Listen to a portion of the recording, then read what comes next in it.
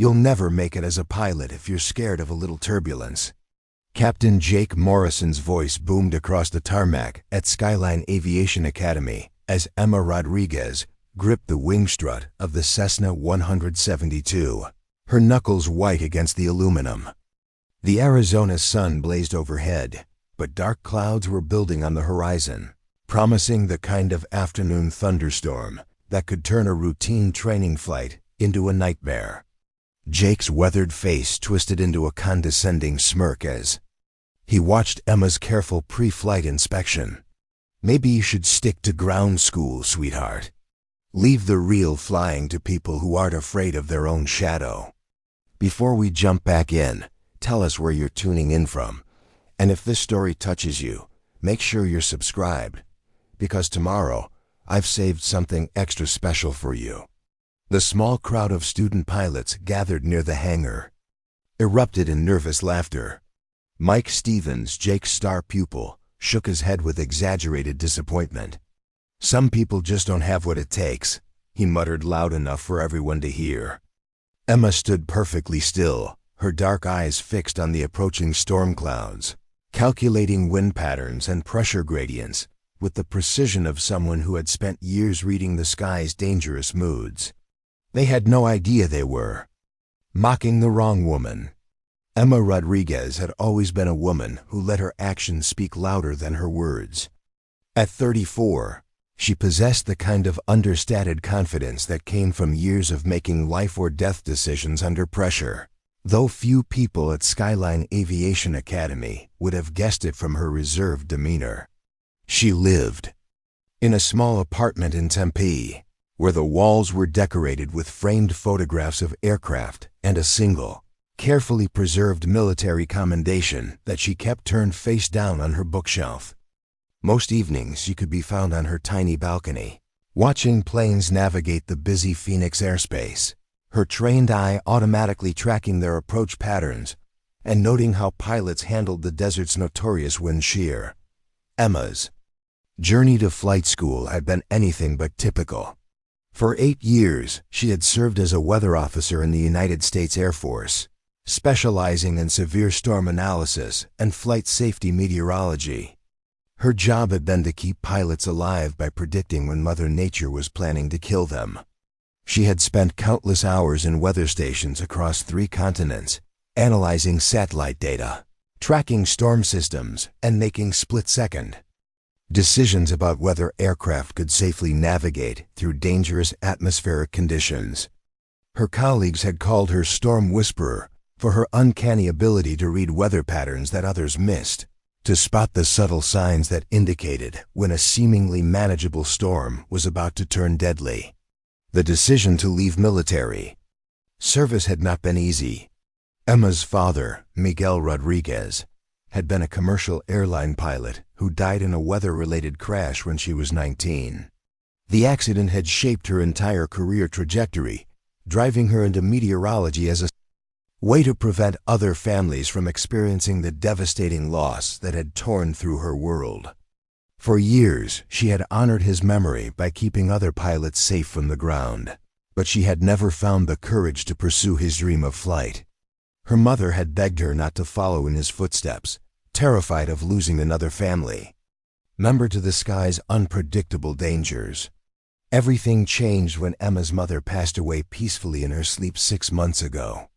Among her belongings, Emma discovered a leather-bound journal filled with her father's writings about flight, including detailed notes about his hopes that his daughter would one day join him among the clouds. On the final page, in his careful handwriting, were the words that had ultimately brought her to Arizona. "Mia, the sky is not our enemy, it is our teacher. Fear it enough to respect it, but never let that fear keep you grounded." The journal now traveled with her everywhere, a tangible connection to the man whose presence she still felt most strongly when storm clouds gathered overhead. Emma's transition to civilian life had been challenging in ways she hadn't anticipated. The structured environment of military service had provided clear hierarchies, defined objectives, and colleagues who understood the weight of responsibility that came with aviation safety. At Skyline Aviation Academy, she found herself surrounded by recreational pilots and career changers who treated flying as an adventure rather than a discipline requiring constant vigilance. Her methodical approach to pre-flight checks, her insistence on reviewing weather data multiple times, and her cautious responses to instructor questions were interpreted as signs of anxiety rather than professional thoroughness. The irony was not lost on Emma that she was now paying thousands of dollars to learn skills that were, in many ways, less complex than what she had mastered in the military. Reading weather radar, understanding atmospheric pressure systems, calculating fuel requirements for various wind conditions. These were tasks she could perform in her sleep. But civilian flight training required her to demonstrate proficiency in areas she had only observed from meteorological stations and air traffic control towers. She needed to develop the muscle memory of actually controlling an aircraft, to learn the subtle art of feeling an airplane's responses through her hands and feet rather than simply predicting what those responses should be based on atmospheric data. What made the transition even more difficult was Emma's deliberate decision to keep her military background private. She had grown tired of the assumptions people made when they learned about her service, the way conversations immediately shifted to questions about combat experience or political opinions. She wanted to earn her pilot's license based on her current abilities, not on respect for her past achievements. Unfortunately, this choice meant that her instructors and fellow students interpreted her knowledge and caution through the lens of inexperience rather than expertise. Jake Morrison represented everything Emma had hoped to avoid in her new civilian life. Where her military supervisors had valued precision and careful analysis, Jake seemed to prize bravado and instinctive decision-making. He had accumulated over 15,000 flight hours during his career as a commercial pilot, and he never let anyone forget it. His teaching style relied heavily on intimidation and public criticism, methods that he claimed separated serious aviators from weekend hobbyists. Students who responded well to his aggressive approach, like Mike Stevens, were rewarded with extra attention and opportunities to fly the school's more advanced aircraft. Those who seemed intimidated by his methods found themselves relegated to endless ground school sessions and basic maneuvers. Emma's first encounter with Jake had set the tone for their relationship. During her initial orientation flight, she had noticed discrepancies between the weather briefing and the actual conditions they encountered aloft. When she mentioned her observations, Jake had dismissed her concerns with a wave of his hand. "You're overthinking it," he had said, his voice carrying the patronizing tone of someone explaining simple concepts to a child. Weather reports are guidelines, not gospel. Real pilots learn to trust their instincts. Emma had remained silent, but she had also noted that Jake's instincts had led them into moderate turbulence that could have been avoided with better route planning. The pattern continued through subsequent lessons. Emma's questions about meteorological factors were met with eye rolls and suggestions that she focus on basic flight controls instead of worrying about things beyond her understanding. Her requests to practice instrument approaches in simulated low visibility conditions were denied with the explanation that such training was premature for someone who hadn't yet mastered visual flight rules. When she expressed interest in learning about weather radar interpretation, Jake had laughed openly. "Let's see you land without bouncing first," he had said. "We can worry about the fancy stuff after you've proven you can handle the basics." What frustrated Emma most was not Jake's dismissive attitude, but his fundamental misunderstanding of risk management. She watched him encourage students to push weather limits that she knew were dangerous, to take shortcuts in pre-flight planning that violated basic safety protocols, and to develop a casual attitude toward atmospheric hazards that could prove fatal. Her attempts to raise these concerns were consistently rebuffed, usually in front of other students, with Jake making pointed comments about military types who couldn't adapt to civilian flying culture. The situation escalated when Emma began receiving assignments that seemed designed to highlight her supposed limitations. Jake scheduled her for solo practice sessions during the desert's most challenging atmospheric conditions, typically in the late afternoon when thermal activity made flying uncomfortable for inexperienced pilots. He assigned her to aircraft with known maintenance issues, then criticized her thorough pre-flight inspections as evidence of excessive anxiety. During ground school sessions, he would call on her to answer questions about weather theory, then interrupt her responses with corrections that were technically accurate but missed the broader safety implications she was trying to address. Other students began to notice the pattern, though their reactions varied. Lisa Chun, a software engineer pursuing her private pilot's license as a personal challenge, approached Emma after a particularly humiliating ground school session. "I don't understand why he treats you differently," she said quietly as they gathered their materials. "Your weather knowledge is obviously better than anyone else's in the class." But Lisa's support was offset by students like Mike Stevens, who seemed to enjoy Emma's public struggles and often made cutting remarks about people who couldn't handle the pressure of real aviation training. The social dynamics at Skyline Aviation Academy reflected the broader culture that Jake had cultivated during his 5 years as chief instructor. Students competed for his approval through displays of confidence that often bordered on recklessness. The most popular members of each training cohort were those who could execute dramatic maneuvers, who volunteered for challenging weather flights, and who demonstrated the kind of aggressive decision-making that Jake equated with pilot courage. Emma's methodical approach, her preference for thorough planning over spontaneous action, and her reluctance to engage in the kind of competitive banter that characterized hangar conversations, marked her as an outsider in this environment. The isolation extended beyond the classroom. At the runway diner, where students and instructors often gathered after training sessions, Emma found herself sitting alone while others shared stories of close calls and impressive recoveries. Her contributions to technical discussions were politely acknowledged, but quickly overshadowed by more dramatic anecdotes. When she attempted to share insights about weather patterns or safety procedures, the conversation would inevitably shift to topics where her knowledge seemed less relevant. She began to suspect that her reputation as an overly cautious student was limiting her opportunities to build the relationships that might lead to advanced training opportunities or job recommendations. Dave Patterson, who owned Skyline Aviation Academy, seemed unaware of the toxic dynamics his brother-in-law had created. A former airline pilot himself, Dave had entrusted the day-to-day operations of the school to Jake while he focused on business development and regulatory compliance.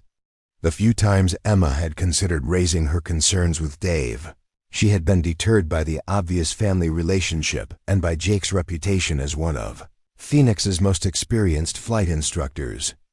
Other flight schools in the area had waiting lists, and Emma couldn't afford the time or money required to start over somewhere else. As monsoon season approached, bringing with it the spectacular but dangerous thunderstorms that defined Arizona summers, Emma found herself facing a critical decision point in her training. She was approaching the stage where students typically took their practical examinations, demonstrating to Federal Aviation Administration inspectors that they possessed the knowledge and skills necessary for private pilot certification. However, Jake had made it clear that he did not consider her ready for this milestone, citing her supposed anxiety about weather conditions and her overthinking of routine procedures. The irony of this assessment was profound. Emma possessed more knowledge about aviation weather than most commercial pilots, having spent years analyzing the exact atmospheric phenomena that Jake accused her of fearing. She understood thunderstorm formation, wind shear characteristics, microburst detection, and severe weather avoidance techniques at a level that far exceeded the requirements for private pilot certification. Preparing and narrating this story took us a lot of time, so if you are enjoying it, subscribe to our channel. It means a lot to us. Now back to the story. But Jake's evaluation criteria seemed to prioritize confidence over competence, intuition over analysis, and aggressive decision-making over careful risk assessment. Emma's apartment became her refuge during this difficult period. She would spend hours reviewing her father's journal, finding comfort in his insights about the relationship between respect and fear when it came to atmospheric hazards. She practiced radio procedures and emergency checklists until they became second nature, preparing for scenarios that Jake insisted were beyond her current skill level. Most importantly, she maintained her weather monitoring habits, tracking storm systems across the southwestern United States with the same precision she had once applied to military flight operations. The monsoon season's arrival brought with it opportunities and challenges that would test every aspect of Emma's aviation knowledge. The afternoon thunderstorms that rolled across the Sonoran Desert were among the most spectacular and dangerous weather phenomena in North American aviation. These storms could develop from clear skies to towering cumulonimbus clouds in less than an hour, creating wind shear, hail, lightning, and severe turbulence that could destroy aircraft or kill pilots who failed to respect their power. For Emma, who had spent years studying these exact atmospheric conditions, monsoon season represented a chance to demonstrate the depth of her knowledge and skills. For Jake Morrison, however, the approaching storm season was simply another opportunity to separate the serious aviators from the weekend warriors. He had already begun making comments about which students would be ready to handle challenging weather conditions and which ones might need to reconsider their aviation goals. Emma knew that her response to the first major storm of the season would likely determine whether she would be allowed to continue her training or would be encouraged to find a different flight school, a different dream, and a different way to honor her father's memory. The first major confrontation came during a routine cross-country training flight in early June. Emma had been assigned to navigate from Phoenix to Flagstaff, a route that would take her through some of Arizona's most challenging terrain and unpredictable weather patterns. She had spent the previous evening meticulously planning the flight, studying topographical charts, reviewing NOTAMs, and analyzing forecast models that indicated possible afternoon convective activity along the route. Her flight plan included multiple alternate airports and detailed calculations for fuel consumption under various wind conditions. Jake's reaction to her preparation was immediate and dismissive. "Planning is one thing," he announced loudly in the briefing room where several other students were preparing for their own flights. "Execution is what separates real pilots from armchair aviators." He flipped through Emma's carefully annotated charts with theatrical disdain. "You've got enough alternate airports planned to circumnavigate the globe. What's next? Requesting an escort from the Thunderbirds?" Mike Stevens laughed from across the room, where he was hastily scribbling a basic flight plan on the back of an envelope. "Some people need GPS to find the bathroom," he called out, earning chuckles from his usual group of admirers. Emma noticed that Mike's route planning consisted of drawing a straight line between airports without consideration for terrain, restricted airspace, or weather factors that could affect the flight.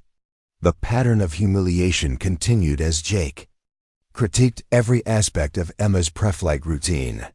When she spent extra time checking weather radar, he accused her of paralysis by analysis. When she computed weight and balance calculations to 3 decimal places, he suggested she was showing off for the other students. When she requested a thorough briefing on temporary flight restrictions in the area, he rolled his eyes and muttered about military types who couldn't adapt to civilian flexibility. "Rodriguez, you're burning daylight with all this paperwork," Jake finally declared, tapping his watch with exaggerated impatience. "Real weather doesn't follow forecast models. You learn to fly by flying, not by hiding behind computers and charts." He grabbed her flight plan and made several dramatic marks with his pen, crossing out alternate airports and shortening her planned route. "There, Now you have a pilot's flight plan instead of a meteorologist's dissertation. The modified route would take Emma directly through an area where she had identified potential storm development, but Jake's public dismissal of her concerns left her with little choice but to accept his revisions. As she walked toward the aircraft, she overheard him explaining to another instructor that some students needed to learn the hard way that flying was about making quick decisions, not endless preparation. The flight itself became a masterclass in the difference between confidence and competence. Emma's weather analysis proved accurate as afternoon thunderstorms began developing exactly where her original forecast had predicted. The modified route that Jake had insisted upon took her directly into the path of towering cumulus clouds that were rapidly building into the kind of severe convective activity that could tear apart a small aircraft. Emma found herself forced to make multiple course deviations, burning extra fuel and extending her flight time significantly beyond what Jake's simplified planning had anticipated.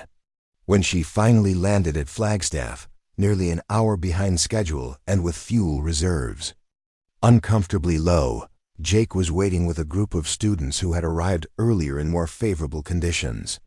Well, he announced loudly enough for everyone on the ramp to hear. Looks like someone got lost on the way to a simple cross-country flight.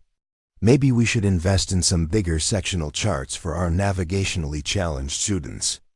Emma's calm explanation of the weather deviation she had been forced to make was dismissed as excuse-making.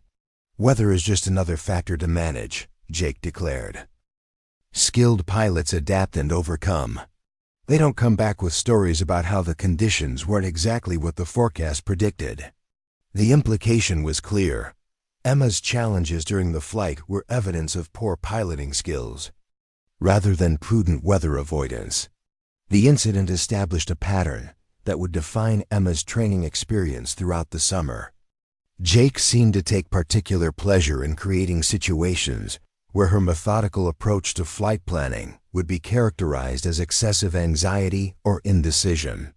He began assigning her aircraft with inoperative equipment, then criticizing the extra time she spent computing performance penalties and developing contingency procedures. He scheduled her for training flights during the most thermally active parts of the day, when desert heating created turbulence that challenged even experienced pilots, then used her careful handling of these conditions as evidence that she lacked natural flying ability. Other students began to notice and comment on the unequal treatment. Lisa Chun approached Emma after a particularly difficult training session where Jake had spent 40 minutes critiquing her traffic pattern procedures in front of the entire ground school class. "I don't understand what he expects from you," Lisa said quietly as they gathered their materials. "Your flying is actually more precise than most of the advanced students, but he treats you like you're failing every lesson." The observation was accurate but offered little comfort. Emma had begun to realize that her challenges at Skyline Aviation Academy went beyond simple personality conflicts with her primary instructor.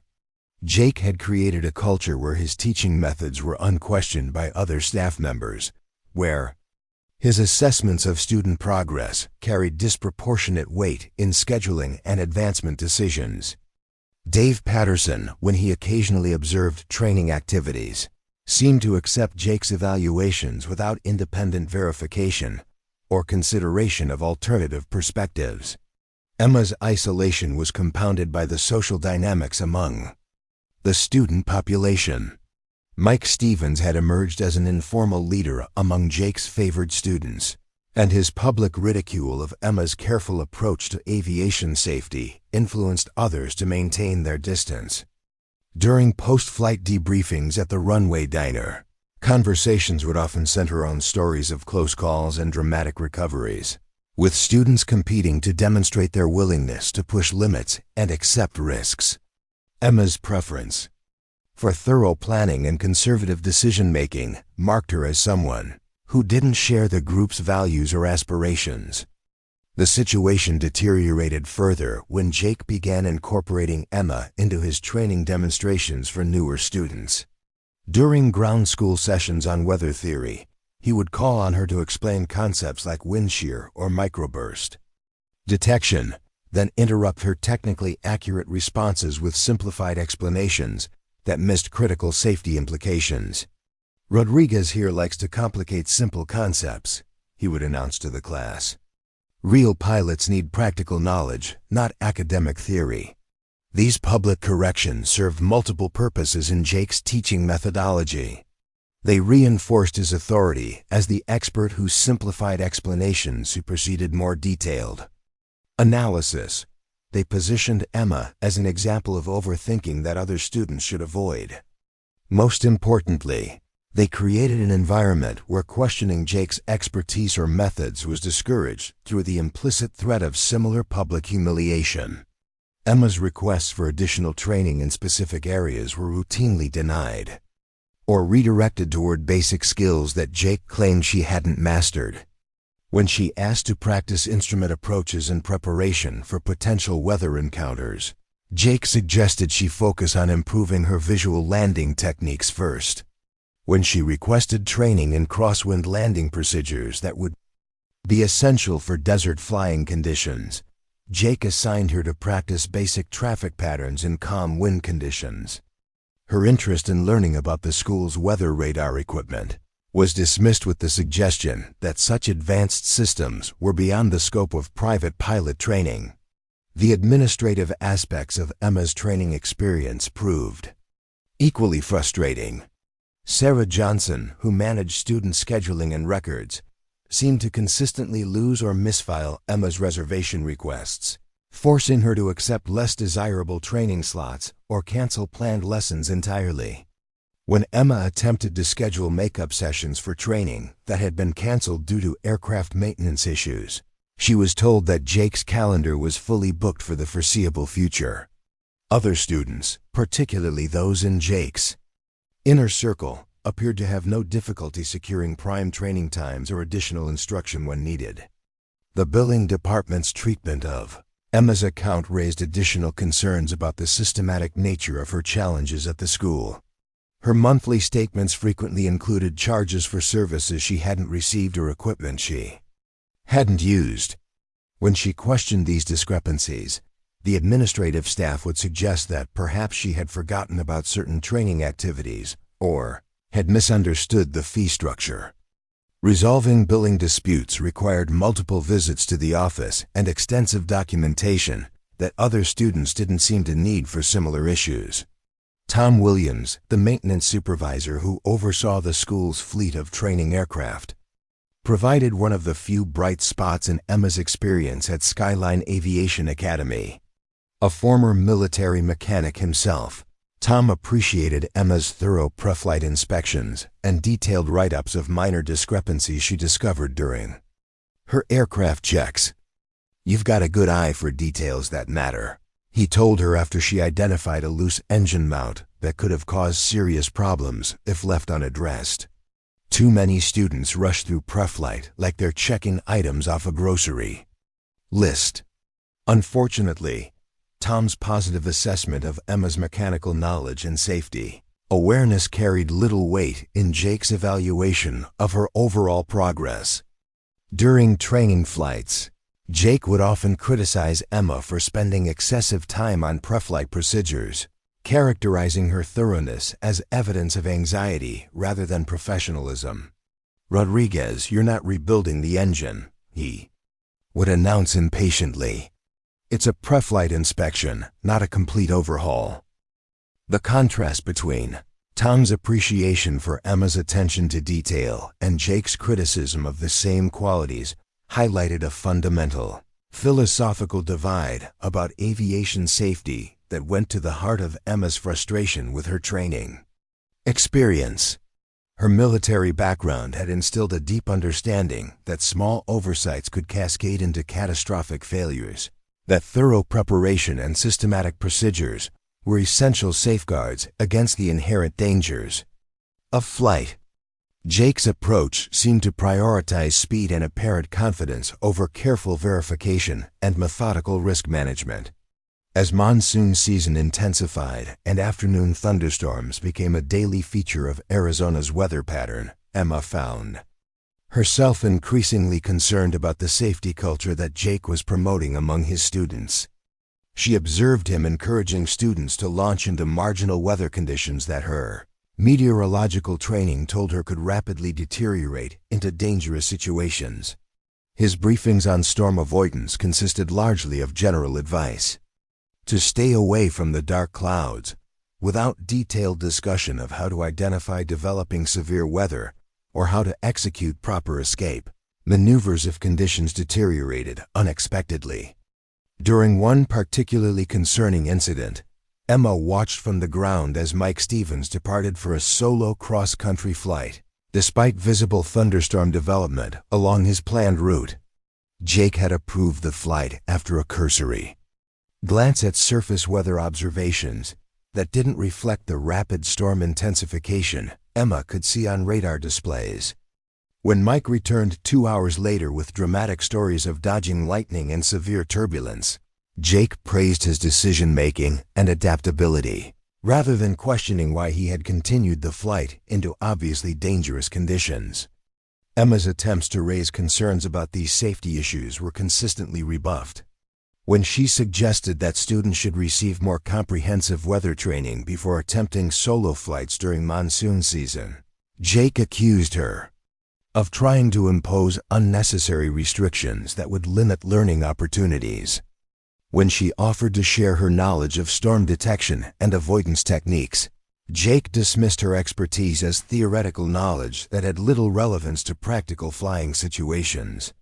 The tension reached a new level when Emma discovered that Jake had been sharing unflattering assessments of her progress with other flight instructors in the Phoenix area. During a chance encounter at a local aviation supply store, she overheard a conversation between Jake and an instructor from a competing school in which Jake described her as a student who was too nervous for serious aviation training and suggested that she might be better suited to ground-based careers in the aviation industry. This revelation forced Emma to confront the possibility that Jake's influence might extend beyond Skyline Aviation Academy to affect her reputation throughout the local aviation community. The commercial aviation industry in Phoenix was relatively small and interconnected, with instructors, mechanics, and pilots frequently moving between different companies and organizations. A negative assessment from a respected instructor like Jake could potentially impact Emma's future employment opportunities or advanced training prospects, even if she completed her private pilot certification. The social media aspect of Emma's isolation added another layer of complexity to her situation. Jake maintained active profiles on several aviation forums and social media platforms where he shared training tips, weather observations, and philosophical commentary about the state of modern flight instruction. His posts frequently included subtle criticisms of students who he characterized as overly cautious or unable to adapt to the real-world demands of aviation. While Emma was never mentioned by name, several of his posts contained details that made it clear he was referencing her training challenges. Other students at Skyline Aviation Academy had begun following Jake's social media accounts and incorporating his perspectives into their own online discussions about aviation training. Emma found herself excluded from group chats and online study sessions where students shared resources and discussed challenging concepts. When she attempted to contribute to technical discussions on aviation forums, her posts were often met with dismissive responses from users who appeared to share Jake's philosophy about the superiority of instinctive decision-making over analytical approaches to flight safety. The cumulative effect of these experiences was a profound sense of isolation that went far beyond the normal challenges of learning to fly. Emma began to question whether her decision to pursue pilot training had been a mistake, whether her father's dream of flight was incompatible with her personality and approach to risk management. The confident, methodical professional who had successfully navigated complex military weather systems found herself doubting her abilities and wondering if Jake's assessments might contain elements of truth. Despite these doubts, Emma continued to show up for her scheduled training sessions and ground school classes. Her performance on written examinations remained exemplary, with scores that consistently ranked among the highest in her training cohort. Her flight skills, when evaluated objectively rather than through Jake's critical lens, demonstrated steady improvement and growing proficiency in all required areas. Tom Williams continued to praise her mechanical knowledge and safety awareness, noting that she had identified more potential problems during pre-flight inspections than any other student he had observed. The contradiction between Emma's obvious competence and Jake's persistent criticism began to attract attention from unexpected sources. During a routine training flight, Emma encountered Lisa Chun at the fuel pumps and was surprised when the other woman initiated a conversation about their shared frustrations with the training environment at Skyline Aviation Academy. "I've been watching how Jake treats different students," Lisa said, checking to ensure they weren't being overheard. "There's definitely a pattern.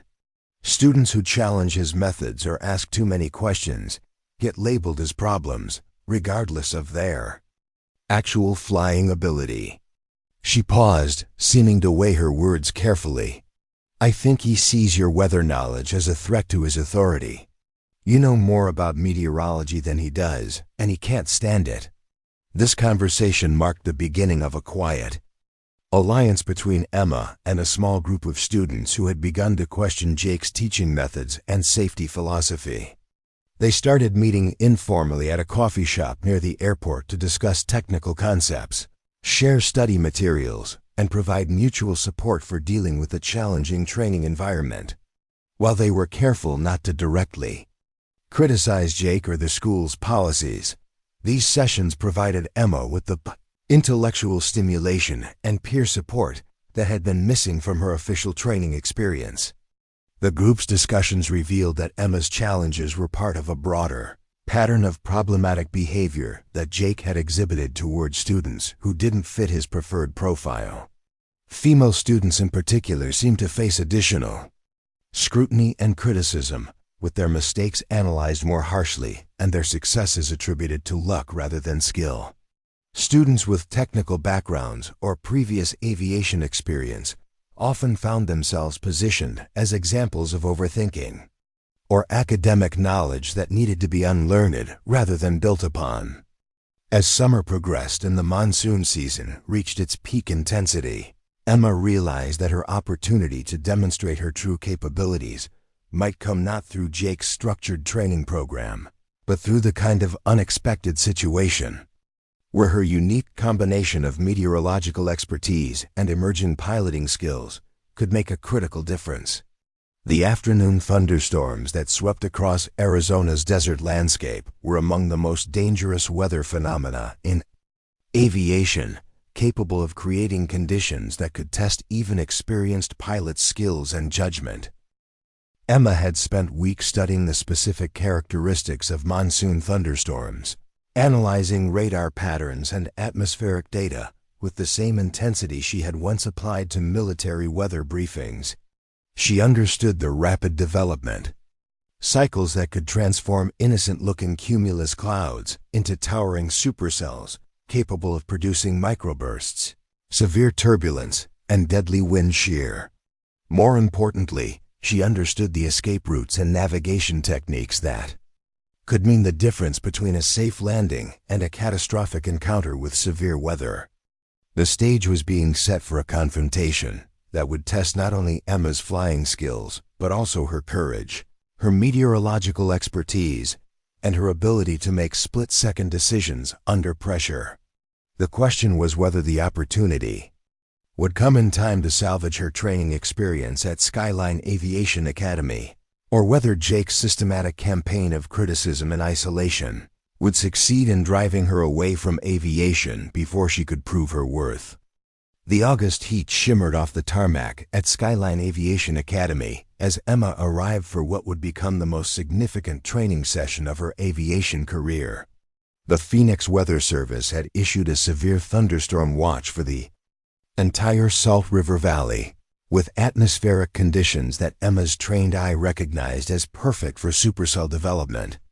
Towering cumulus clouds were already building along the Mogollon Rim to the northeast, their anvil tops spreading like menacing fingers across an otherwise brilliant blue sky. Jake Morrison stood near the flight planning counter, surrounded by his usual group of advanced students who hung on his every word like disciples, receiving wisdom from a master. His voice carried across the briefing room with characteristic confidence as he dismissed the weather warnings that were scrolling across multiple monitors. Thunderstorm watches are issued by meteorologists who've never left their air-conditioned offices, he declared, gesturing dismissively at the National Weather Service bulletins. Real pilots know the difference between a weather guess and actual flying conditions. Mike Stevens nodded enthusiastically from his position at Jake's right hand, his flight bag already packed for an ambitious, solo cross-country that would take him deep into the areas where storms were forecast to develop. Besides, Mike added with the kind of bravado that Jake encouraged, a little turbulence never hurt anyone. It's just nature's way of separating the weekend warriors from the serious aviators. Emma studied the weather displays with growing concern, recognizing atmospheric parameters that she had seen produce deadly microbursts and severe wind shear during her military service. The temperature and dew point spreads indicated sufficient instability for explosive thunderstorm development, while upper-level wind patterns suggested that any storms that formed would be long-lived and potentially supercellular in structure. Most troubling was the wind shear profile, which showed dramatic velocity changes at different altitudes that could create the kind of downdrafts capable of slamming aircraft into the ground faster than pilots could react. Dave Patterson emerged from his office carrying a stack of insurance paperwork and a worried expression that suggested he had been monitoring the weather situation more carefully than his brother-in-law. "Jake, maybe we should consider grounding operations this afternoon," he said, his voice carrying the measured tone of someone trying to avoid a direct confrontation. "The liability issues alone make me nervous when we're looking at possible severe weather development." Jake's response was immediate and dismissive, delivered with the kind of theatrical confidence that had made him popular with students who confused aggression with expertise. "Dave, we're running a flight school, not a meteorology department. If we canceled every time some computer model predicted possible weather, we'd never get anyone trained." He gestured toward the students gathered around him, most of whom were nodding in agreement, despite their obvious nervousness about the darkening skies. "These people are paying good money to learn real-world flying skills, not to sit in a classroom reading weather reports." The philosophical divide between the two men reflected a broader tension within the aviation community about the proper balance between safety consciousness and operational flexibility. Dave's airline background had instilled a deep respect for systematic weather analysis and conservative decision-making, while Jake's charter flying experience had emphasized adaptability and willingness to operate in marginal conditions. Under normal circumstances, this difference in perspective might have remained a private matter between family members, but the presence of students and the severity of the forecast made it a public debate about flight training philosophy. Emmy found herself in the uncomfortable position of possessing more relevant expertise than either man, yet lacking the authority or credibility to influence their decision-making process. Her meteorological training had taught her to recognize the atmospheric signatures that preceded the most dangerous types of convective weather, and every indicator she could observe suggested that this particular afternoon would produce storms capable of destroying aircraft and killing pilots who underestimated their severity. The wind shear parameters alone were sufficient to ground military flights, yet Jake was encouraging students to view the conditions as nothing more than a challenging training opportunity. Lisa Chun approached Emma near the weather display monitors, her expression reflecting the same concerns that Emma was feeling, but couldn't openly express. "Those storm cells look pretty serious," she said quietly. pointing to the radar returns that were beginning to show up on the regional weather displays. "I've never seen such dramatic vertical development so early in the afternoon." Emma nodded, her eyes tracking the speed with which individual cells were intensifying and the linear arrangement that suggested they were organizing into a squall line capable of producing widespread severe weather. "The atmospheric profile is textbook for supercell development," she replied, keeping her voice low to avoid attracting Jake's attention. "When you see this kind of instability combined with strong wind shear, it usually means trouble for anyone caught in the air." Their conversation was interrupted by Jake's booming voice as he announced his afternoon training schedule with theatrical enthusiasm. "Stevens, you're cleared for your cross-country to Flagstaff and back. Should give you some good experience reading weather and making pilot decisions without ground controllers holding your hand." He moved to the scheduling board and began writing assignments with dramatic flourishes. "Martinez, you're taking the 152 for pattern work and some crosswind practice. The thermal activity should give you some good turbulence experience." Emma watched with growing alarm as Jake continued assigning training flights that would put students directly in the path of developing severe weather. His decision-making seemed to be driven more by a desire to demonstrate his authority over weather concerns than by any rational assessment of the actual risks involved. When he reached Emma's name on the schedule, his expression shifted to the predatory smile that she had learned to associate with his most challenging assignments. "Rodriguez, you've been asking for instrument training, haven't you?" Jake's question carried an edge of mockery that immediately put Emma on alert. "Today seems like a perfect opportunity to see how you handle some real weather instead of just talking about it in ground school." He paused, clearly enjoying the dramatic effect of his announcement. "You'll be taking the Cessna 172 up to practice some basic instrument approaches at Deer Valley. Should be educational for someone who spends so much time studying weather theory." The assignment was clearly designed to place Emma in a vulnerable position, where she would be forced to either accept dangerous flying conditions or refuse the flight and confirm Jake's assessment of her as excessively cautious. Deer Valley Airport lay directly in the path of the developing storm system, and the route would require navigation through areas where thunderstorms were already beginning to form. More concerning was Jake's suggestion that she practice instrument approaches in conditions where actual instrument meteorological conditions might develop far more rapidly and severely than safety protocols would normally allow. Emma's response required careful calculation of multiple factors that extended far beyond simple aviation safety.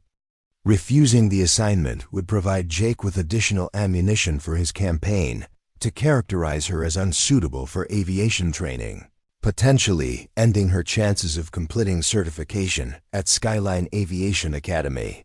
Accepting the flight meant putting herself in genuine danger, but it also offered an opportunity to demonstrate her weather navigation skills and decision-making abilities under pressure.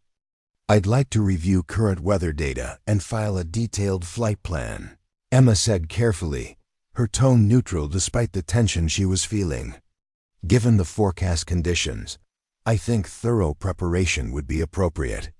Jake's laugh was loud enough to attract attention from everyone in the briefing room, and Emma realized that her measured response was being interpreted as confirmation of her supposed anxiety about challenging weather conditions.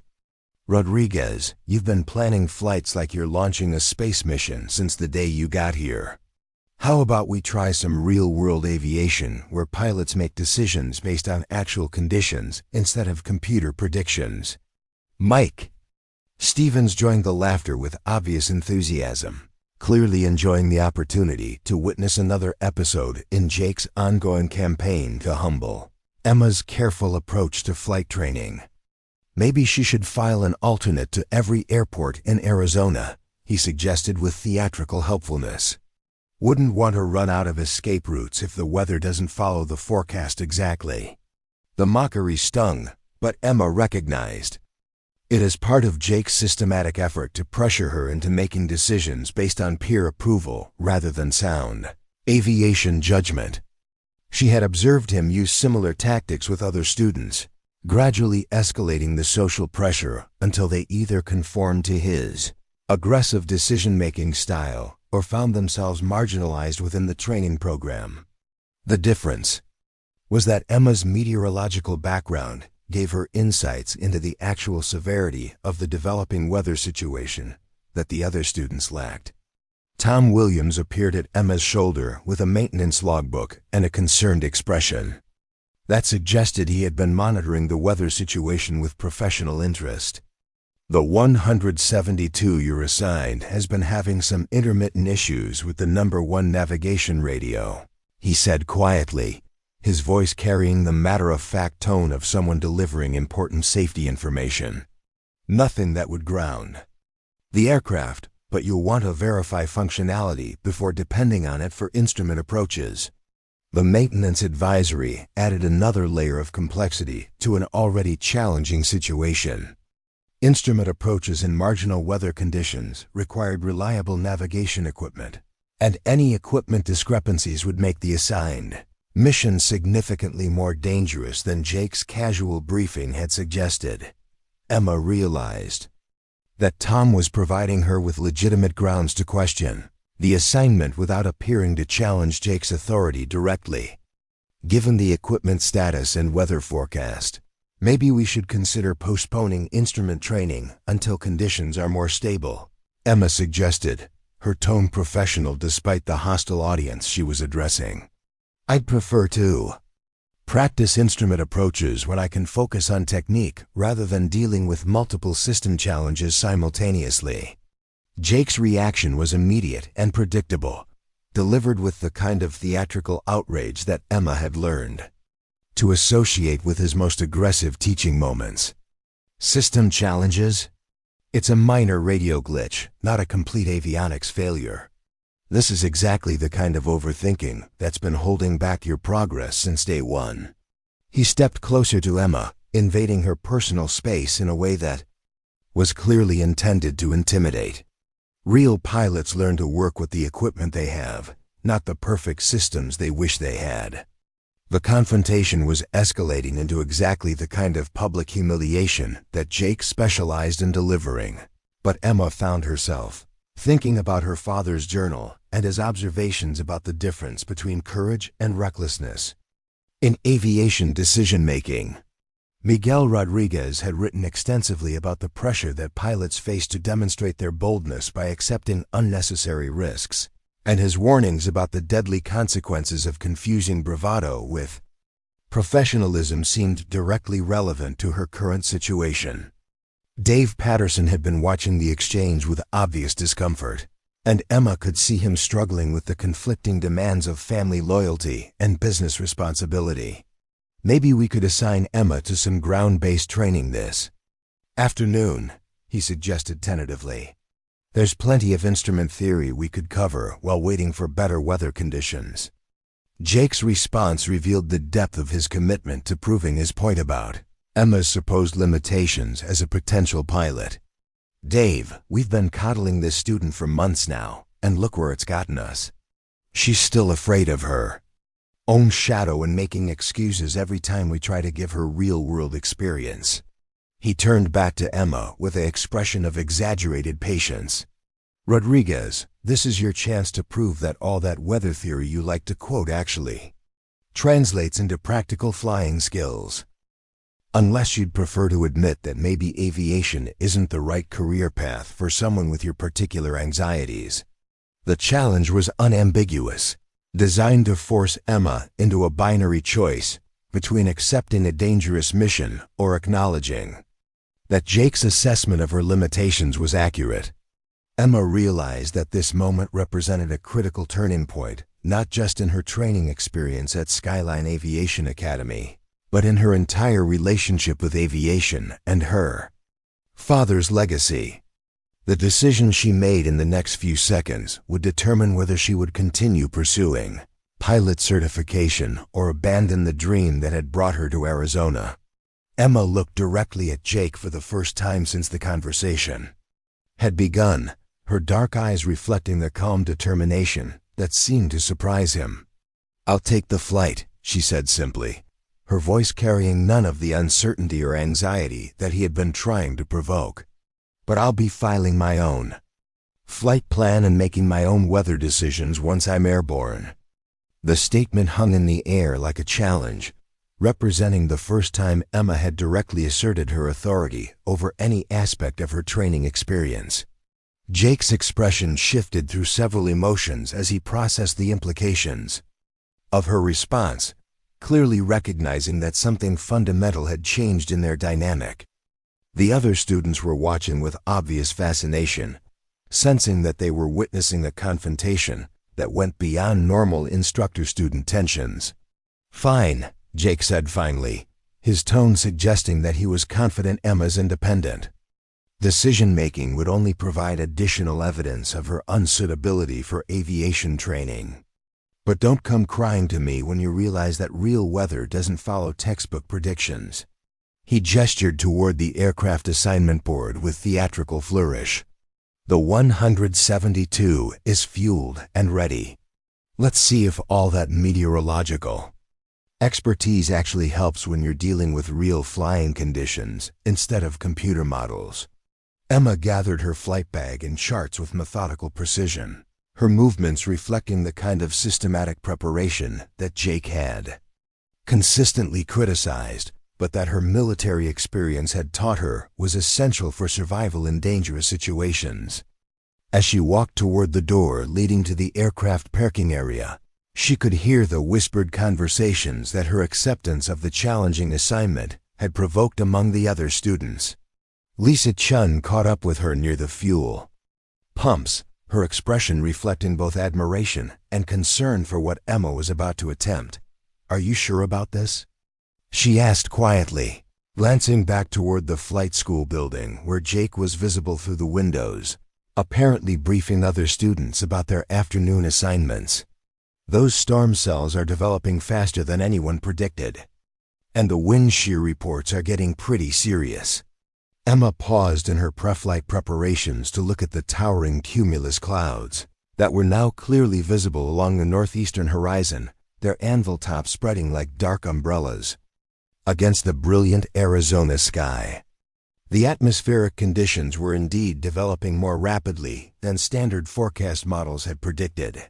But Emma's knowledge of desert meteorology had taught her to recognize the visual cues that indicated explosive thunderstorm development was imminent. "The storms are definitely intensifying," Emma acknowledged, her voice reflecting the professional assessment capabilities that her military training had developed. "But they're also following predictable patterns that I can work with if I stay alert and maintain good situational awareness." She resumed her pre-flight inspection with renewed focus. Sometimes the most dangerous weather teaches you the most about flying safely.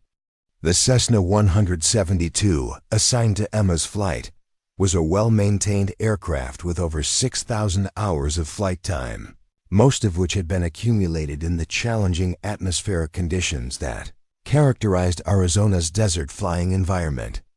Tom Williams had completed the maintenance inspection with his characteristic thoroughness, but his warning about the intermittent navigation radio remained a valid concern that would require careful monitoring throughout the flight. Emma's pre-flight inspection revealed no additional discrepancies beyond the known radio issue, but she took extra time to verify the functionality of backup navigation systems and emergency equipment that might become critical if weather conditions deteriorated more rapidly than anticipated.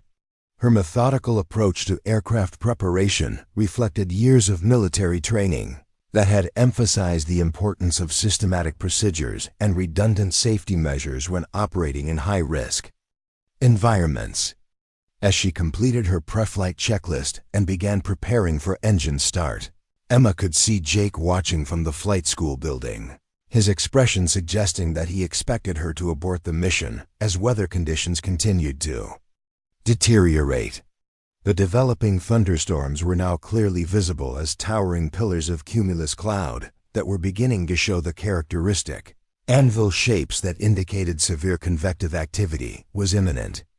Emma's weather analysis told her that she had perhaps 30 minutes before the storm system would make flight operations genuinely dangerous for aircraft in her class.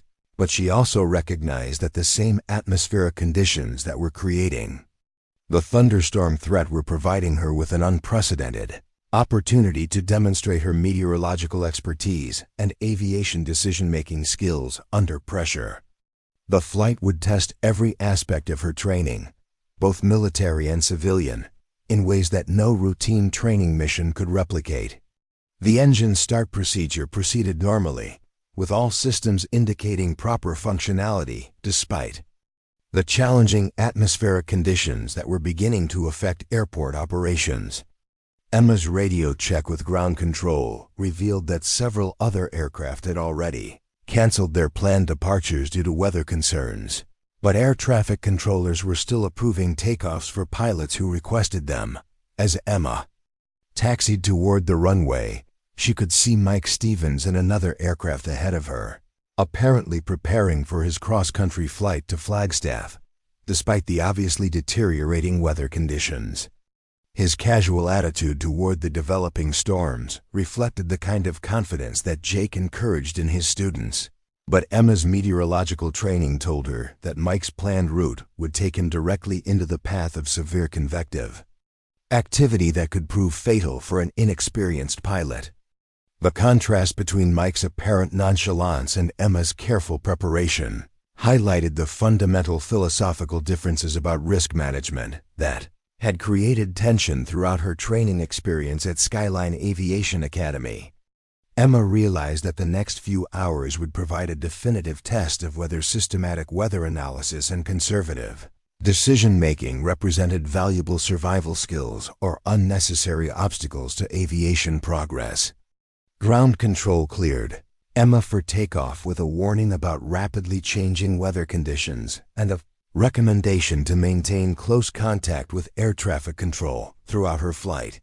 As she advanced the throttle and began her takeoff, roll, Emma could see the first lightning strikes beginning to flicker within the storm cells that were now building to heights that exceeded 30,000 feet. The aircraft lifted off into air that was already beginning to show the effects of the developing convective activity, with moderate turbulence that would only intensify as the afternoon progressed. Emma's meteorological training told her that she was flying into atmospheric conditions that would challenge every aspect of her piloting skills and weather navigation expertise. But she also recognized that this flight offered her the opportunity to prove that her careful approach to aviation safety was not a limitation but a strength. The Cessna 172 climbed steadily through increasingly turbulent air as Emma Rodriguez executed her departure from Skyline Aviation Academy. At 3,000 feet above sea level, she could observe the full scope of the atmospheric monster that was developing across central Arizona. The supercell thunderstorm had organized with frightening speed, its rotating updraft creating a mesocyclone that was clearly visible to Emma's trained eye. Lightning flickered continuously within the towering cumulonimbus structure, while the anvil top spread outward like a dark canopy that blocked the afternoon sun across hundreds of square miles. Phoenix Approach Controls radio frequency crackled with urgent transmissions as controllers attempted to vector aircraft around the rapidly expanding areas of severe weather. Cessna 739 Delta Romeo, the advised were showing level 5 precipitation. Returns directly ahead of your route. Recommend immediate deviation to the west. The pilot's response revealed the kind of uncertainty that Emma had feared would characterize this afternoon's flying conditions. Approach 39 Delta Romeo, I can see the clouds, but I'm not sure how to get around them. Request vectors for weather avoidance. Emma monitored these exchanges while executing her own careful analysis of the storm system's structure and movement patterns. Her meteorological training had taught her to read the subtle visual cues that indicated which parts of a thunderstorm were most dangerous Knowledge that could mean the difference between safe passage and catastrophic encounter with severe weather phenomena. The rotating wall cloud visible beneath the main updraft indicated that this storm was capable of producing tornadoes, while the presence of mammatus clouds suggested that powerful downdrafts were creating conditions hazardous to aviation at all altitudes. Mike Stevens' aircraft appeared on her traffic display approximately 15 miles ahead, proceeding directly toward the storm system at an altitude that would take him into the heart of the most dangerous convective activity. Emma's attempts to reach him on the common frequency were unsuccessful, suggesting that he was either not monitoring the appropriate radio channel or was too focused on maintaining aircraft control in deteriorating conditions to respond to radio calls. The first indication that Mike was encountering serious difficulties came through Phoenix approach controls, increasingly urgent transmissions. Cessna 847 Mike Sierra, Phoenix approach, radar contact lost. Say your intentions and current position. The silence that followed was ominous, lasting nearly 30 seconds before Mike's voice returned with obvious strain and background noise that suggested severe turbulence. Phoenix approach, 47 Mike Sierra, is in severe turbulence and moderate to heavy precipitation. I'm disoriented and request immediate assistance for navigation back to VFR conditions. Emma's blood ran cold as she recognized the telltale signs of a pilot who had become trapped inside a thunderstorm without the instruments, skills, or weather knowledge necessary to escape safely. Mike's transmission indicated that he was experiencing the kind of spatial disorientation that killed pilots who attempted to fly visually in instrument meteorological conditions, while the severe turbulence he reported suggested that his aircraft was being subjected to structural stresses that could lead to in-flight breakup. Phoenix approach controls response reflected the controller's awareness that they were dealing with a potential emergency situation. 47 Mike Sierra, squawk 7700 and ident. We need to get you out of that weather immediately. Turn right heading 270 and begin immediate descent to 4,000 feet. The emergency squawk code would give Mike's aircraft priority handling, but Emma knew that the controller's suggested heading would take him deeper into the storm system rather than toward clear air. Emma keyed her microphone with the kind of calm precision that her military training had developed for emergency communications. Phoenix approach, Cessna 739 Delta Romeo. I'm observing the weather system from the southwest and can provide guidance for aircraft trapped in the storm. The clear air is to the south and west, not west as previously suggested. The controller's response came immediately, reflecting the urgent need for any information that might help extract Mike from his dangerous situation. 39 Delta Romeo. Phoenix approach will take any assistance you can provide. The aircraft in question is approximately 15 miles northeast of Phoenix Sky Harbor. Last known altitude 6,500 feet. Emma's analysis of the storm structure told her that Mike had probably penetrated the forward flank of the supercell, where powerful updrafts were lifting him into areas of severe icing and hail that could destroy his aircraft within minutes. The escape route required precise navigation around the mesocyclone circulation, following a specific corridor that would lead him back to visual meteorological conditions without exposing him to the most violent parts of the storm. Phoenix approach, 39 Delta Romeo recommends emergency aircraft turn to heading 180 immediately and descend to 3,000 feet. That will take him parallel to the storm's forward motion and toward the precipitation-free base area. Emma paused, calculating wind drift and storm movement before continuing. After 5 miles on that heading, turn right to 270 and continue. Descent to 2,000 feet for exit from the precipitation core. The guidance Emma provided was based on her detailed understanding of supercell structure and the specific meteorological phenomena that created both hazards and escape routes within severe thunderstorms.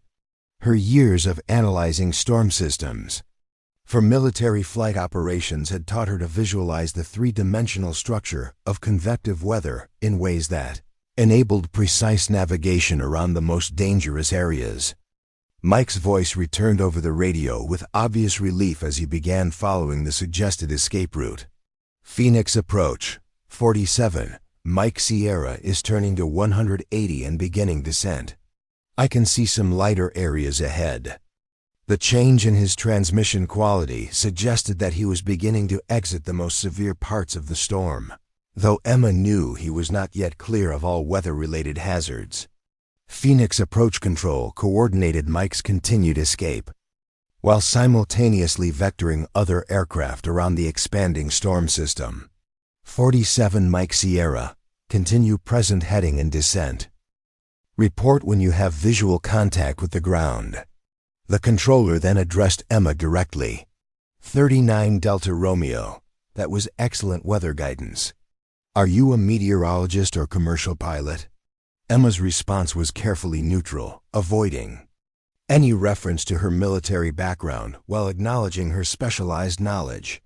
Phoenix Approach, 39 Delta Romeo has extensive weather training and storm analysis experience. Happy to provide additional guidance if needed.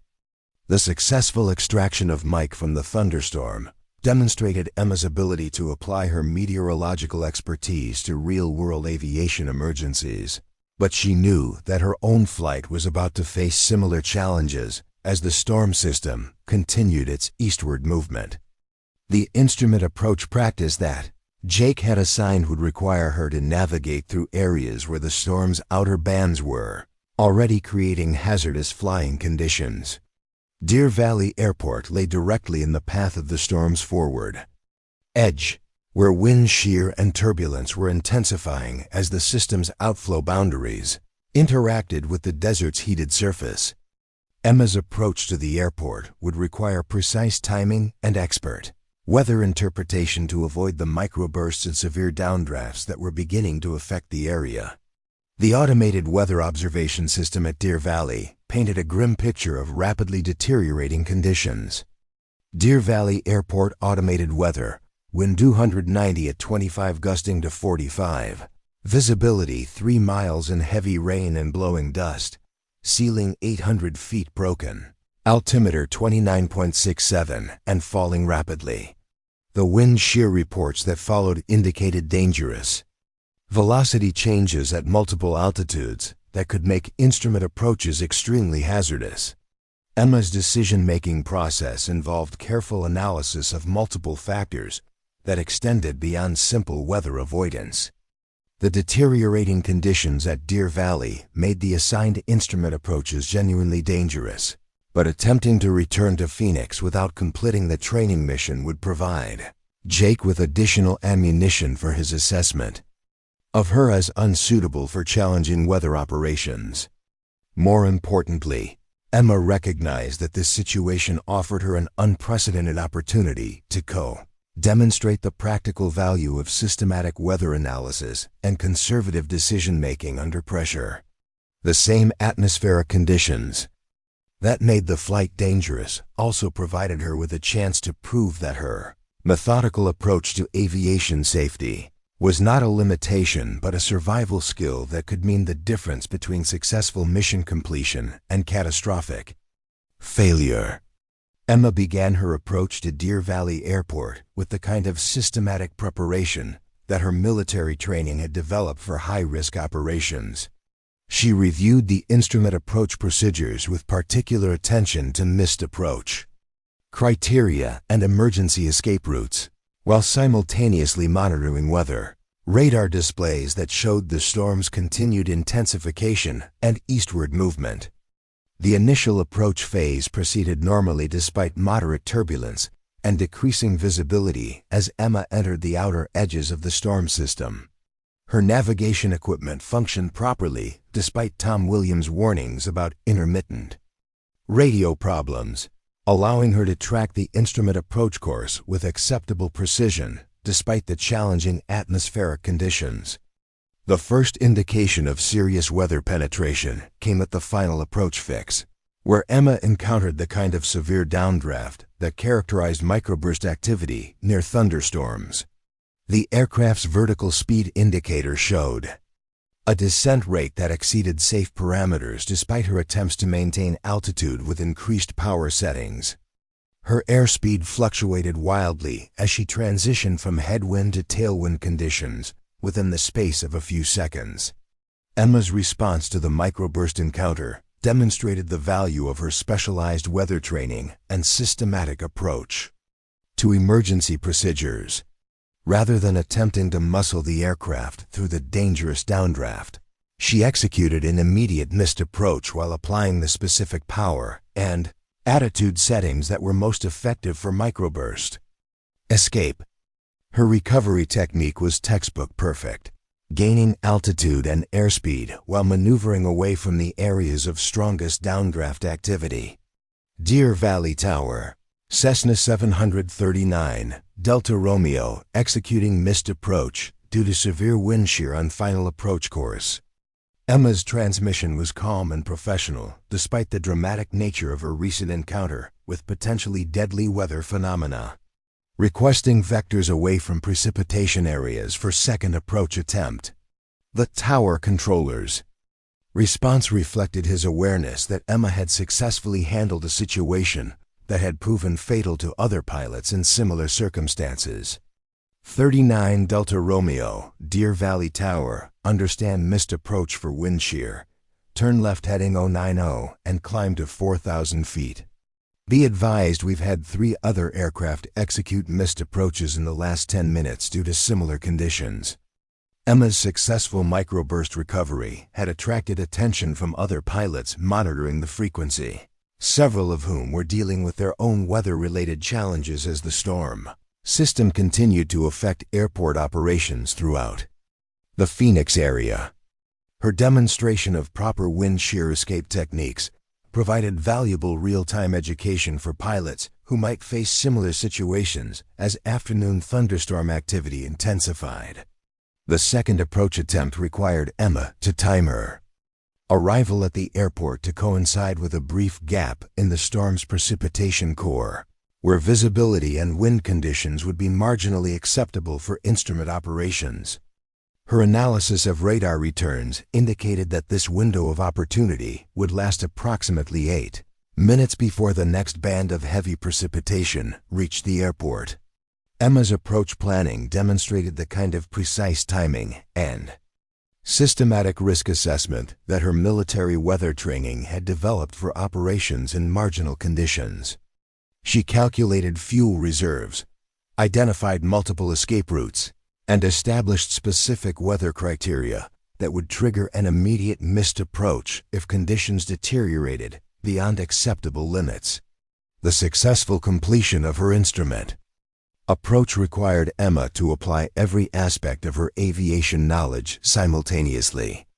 She navigated through areas of moderate to severe turbulence while maintaining precise course tracking, managed power settings to compensate for rapidly changing wind conditions, and monitored weather radar to ensure she maintained adequate separation from the most dangerous parts of the storm system.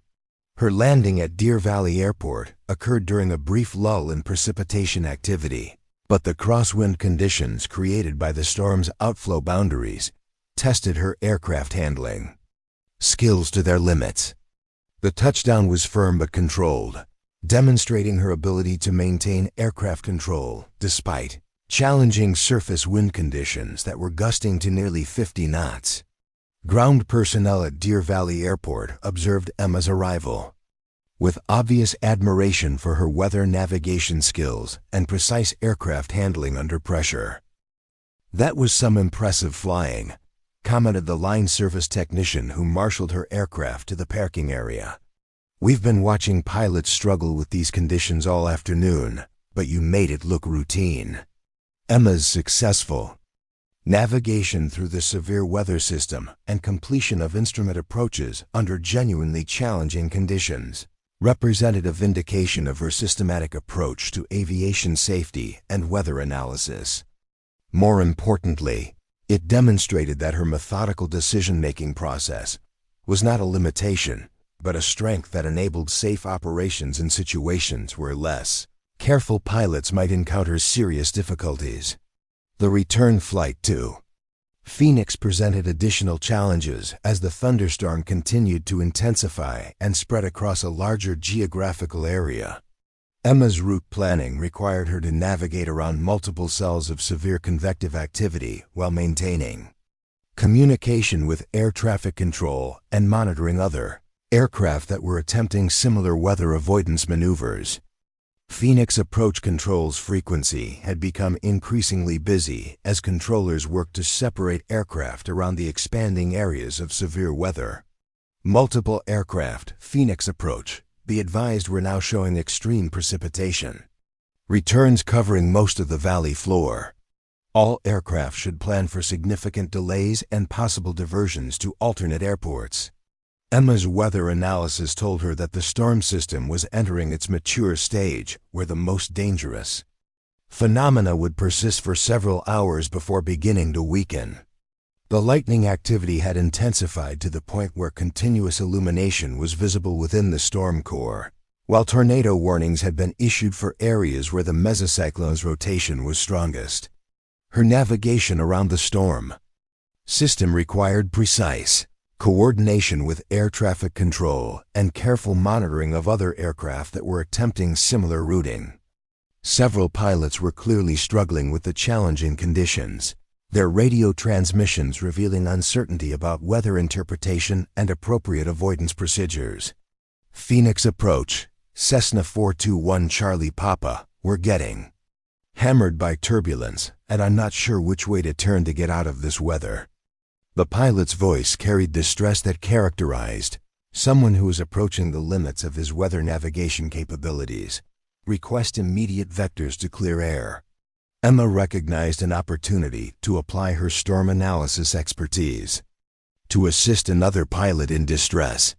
Phoenix approach, Cessna 739 Delta Romeo, can provide weather guidance for aircraft in precipitation area northwest of the airport. The clear air is available through a corridor heading 240 degrees. The controller immediately accepted Emma's offer of assistance, recognizing that her weather guidance had already proven effective in helping Mike Stevens escape from similar conditions. 39 Delta Romeo, Phoenix approach, please provide specific heading and altitude recommendations for 21 Charlie Papa. Emma's guidance was based on her real-time analysis of storm structure and movement patterns, combined with her understanding of how different aircraft types responded to severe turbulence and wind shear conditions. Her recommendations enabled the struggling pilot to exit the dangerous weather area within minutes, avoiding the kind of prolonged exposure to severe conditions that could lead to spatial disorientation or structural failure. The successful assistance of multiple aircraft during her single training flight had established Emma as an unofficial weather expert among the pilots operating in Phoenix airspace that afternoon. Her systematic approach to storm analysis and precise navigation guidance had proven more effective than the standard air traffic control procedures for dealing with rapidly changing severe weather conditions. Phoenix Approach Control acknowledged Emma's contributions with unprecedented praise for a student pilot. 39 Delta Romeo, your weather assistance has been invaluable this afternoon. Are you available to provide continued guidance as we work other aircraft around this storm system? Emma's response reflected both her willingness to help and her awareness that her actions were being observed by the aviation community throughout the Phoenix area. Phoenix Approach, 39 Delta Romeo will continue monitoring this frequency and providing weather guidance as needed. I have extensive storm analysis experience and am happy to assist with severe weather operations. The return to Skyline Aviation Academy required Emma to navigate through the storm's trailing edge, where powerful downdrafts and wind shear continued to create hazardous conditions for aircraft operations.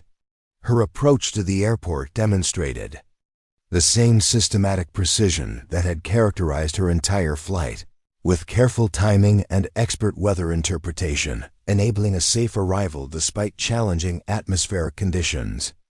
Jake Morrison was waiting on the ramp when Emma's aircraft came to a stop, his expression reflecting a complex mixture of emotions that suggested he had been monitoring her radio transmissions throughout the flight. The crowd of students and instructors that had gathered around him indicated that Emma's weather navigation performance had attracted significant attention within the local aviation community. Dave Patterson emerged from the flight school building carrying a stack of RADIO transcription printouts and wearing an expression of obvious admiration for what Emma had accomplished during her training flight. "Emma, we've been monitoring your communications with approach control," he said, his voice carrying genuine respect for her demonstrated expertise. That was some of the most professional weather navigation we've ever heard from any pilot, let alone a student.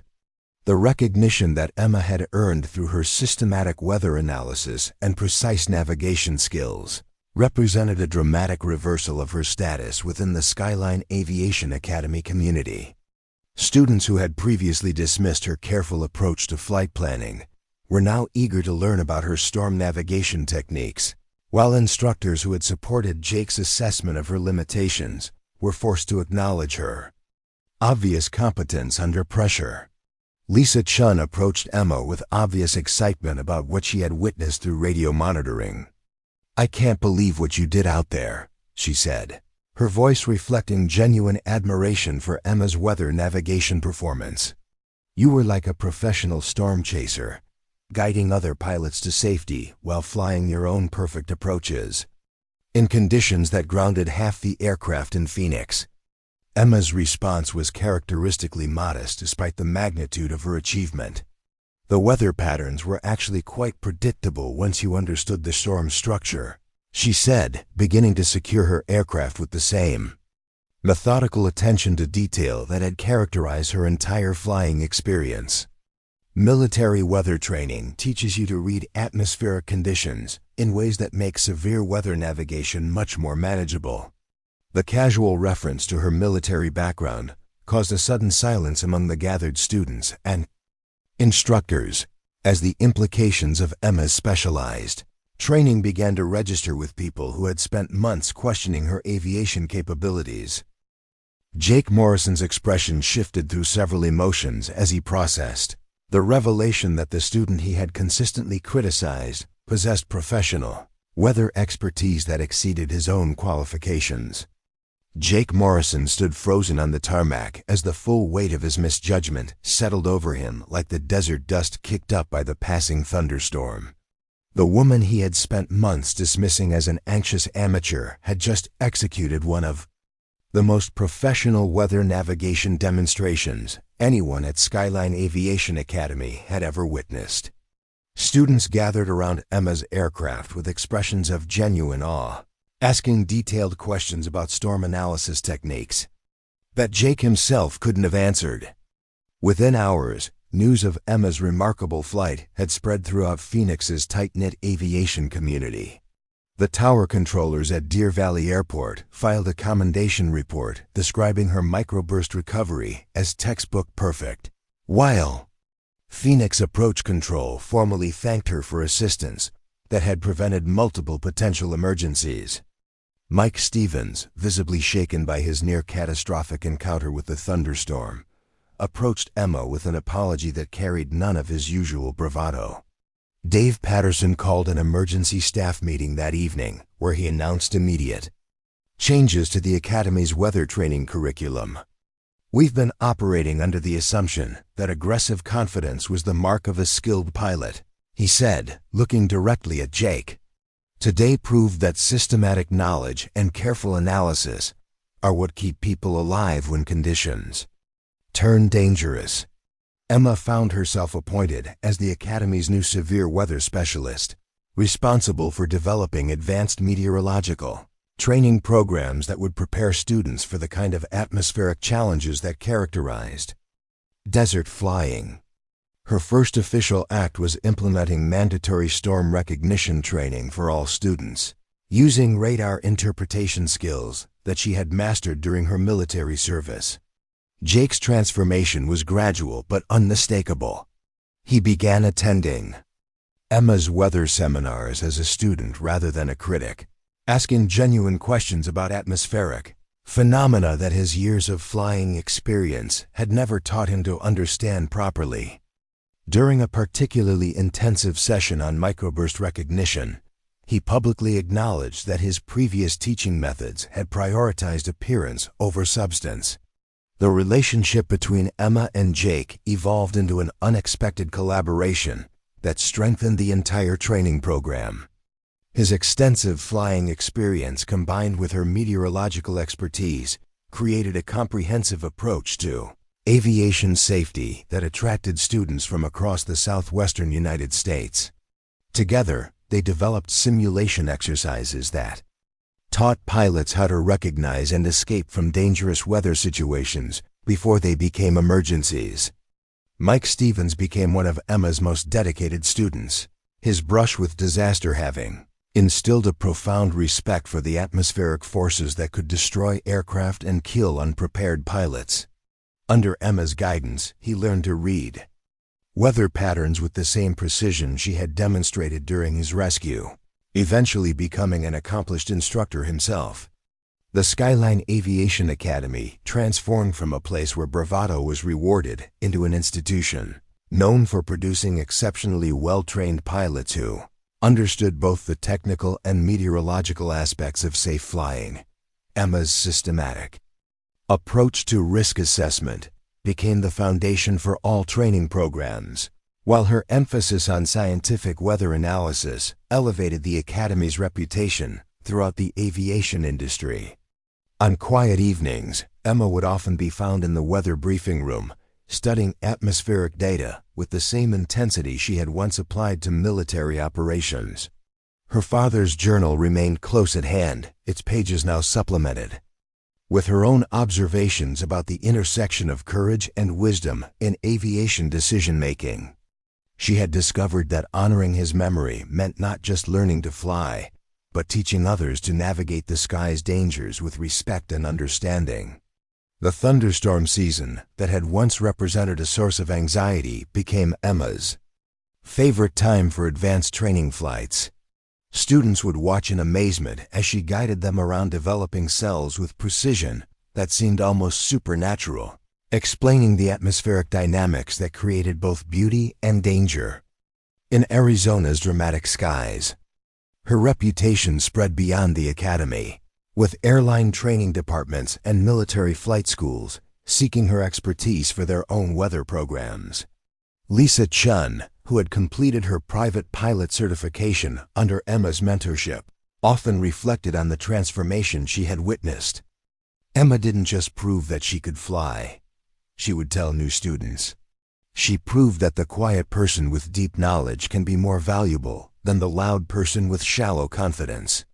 Emma's story became legendary within Phoenix aviation circles, told and retold as an example of how hidden expertise could emerge in moments of crisis. Pilots would gather at the runway diner to discuss her storm navigation techniques, while flight instructors across the region incorporated her weather analysis methods into their own teaching programs. Years later, when Emma was recognized as one of the nation's leading experts in aviation meteorology, she would still remember that August afternoon when everything changed. The thunderstorm that Jake Morrison had dismissed as a minor weather challenge had become the catalyst for her emergence as a respected leader in aviation safety. She had learned that sometimes the most powerful statement isn't about proving others wrong, but about proving yourself right through quiet competence and unwavering dedication to excellence. The woman who had once been mocked for her careful preparation now trained the pilots who would carry passengers safely through the atmospheric challenges that defined modern aviation. Her father's dream of flight had evolved into something greater than he could have imagined, a legacy of knowledge and safety that would protect countless lives in the years to come. Up next, you've got two more standout stories right on your screen. If this one hit the mark, you won't want to pass these up. Just click and check them out.